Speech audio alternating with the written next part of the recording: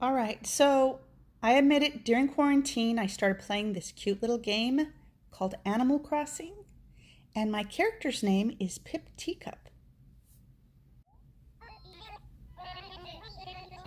Yeah, that's it.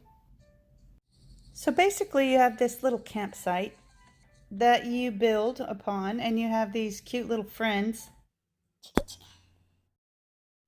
and you buy furniture. I made sort of a bakery.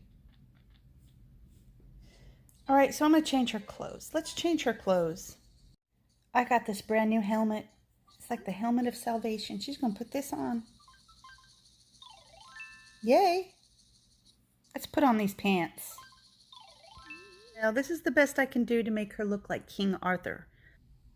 All right, let's check out the neighborhood. What do we have here? What? We have some artisan bread? I think we can make that. You know why? Because it's easy.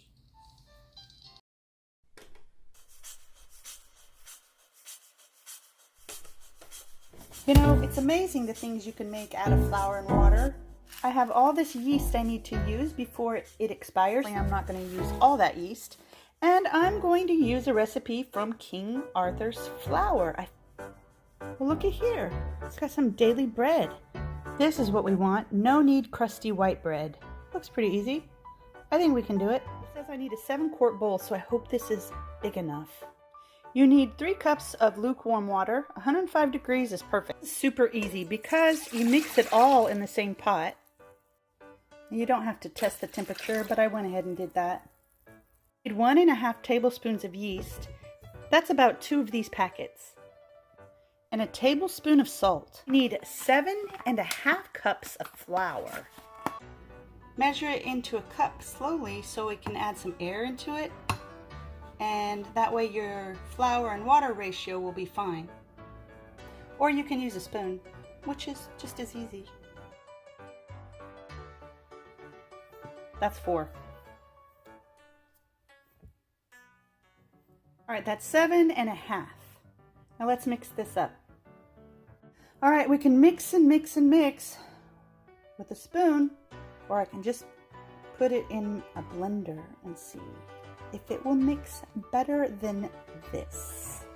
I've made this many times before, but I haven't made this particular recipe, and this recipe is actually pretty large, but it's gonna make about 4 loaves. I'm just gonna blend it up over here and see if it can handle it. Whoa!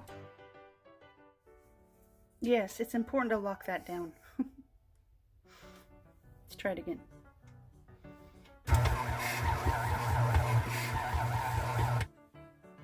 Well, my mixer wasn't very happy about that, but it did it. All right, so the dough is kind of sticky, and that's okay. Move it. I'm gonna move this into a larger bowl so that it can rise. You know, a little yeast will raise this whole lump. Okay, let's put a little bit of plastic over the top, and we're going to let it rise for 2 hours. It's been 2 hours rising, and now we're going to put this in the fridge for 2 hours. Yeah, I know. It's a lot of waiting time. So the longer this stays in the fridge, the more tangier it will get. So you can use it after 2 hours, but you can also leave it in your refrigerator for 7 days. If you leave it in your refrigerator, it'll taste more like sourdough. Whoop. So I'm going to cut it into fourths. And I made them into the sizes of about 4 large grapefruits. Now, you can also turn them into baguettes if you want. These 2 I'm going to keep in the refrigerator to use in a couple days. And these 2 I'm going to cook. What I mean is I'm going to bake it right now. Now, you can use a baking stone or a regular pan. This particular recipe says use parchment. I'm going to put this over the top. This one is sort of a baguette, and this one is a ball. Or dust them with some flour and let them rise for 60 minutes or longer, depending on how cold your kitchen is. Using a sharp knife, cut slits on the top of each loaf of dough. about a ½ inch deep. It's okay if it deflates a little bit. And then put a cup of water in a pan at the bottom of your oven while the dough is baking. Bake in a 450-degree oven for about 30 minutes until golden brown. And there you have an artisan style bread that is very crispy on the outside. So it's crispy on the outside, nice and soft on the inside.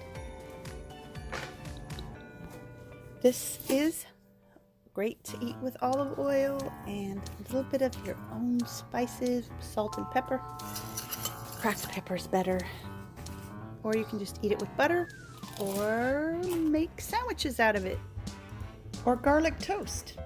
Well, see you later. Thanks for watching.